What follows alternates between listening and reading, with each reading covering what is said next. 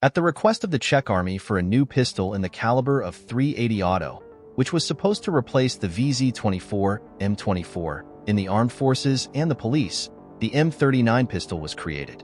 If you consider that the caliber .380 auto belongs to the category of weaker charges, this was too big and too heavy a gun, considering that it works on the principle of recoil of the free bolt. The gun only fires double action. The cock is difficult to jam, so there is a risk of accidental firing if the bullet is in the barrel. Pulling the trigger, double action only trigger, adapted from VZ36, raises the firing pin, which fires the ammunition. The barrel is attached to the front clip and rises when the breech can be removed. It was also used in smaller quantities by the German army under the name Pistolmodell 39T.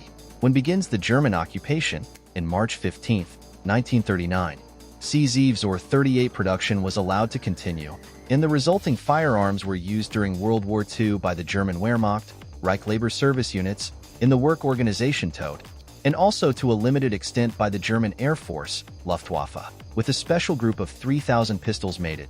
Known contracts include 1,731 standard, double action only, configuration VZ-38 pistols sold to the Finnish army, and 1,000 single-action double-action pistols specially equipped with a safety lever which were eventually sold to Bulgaria.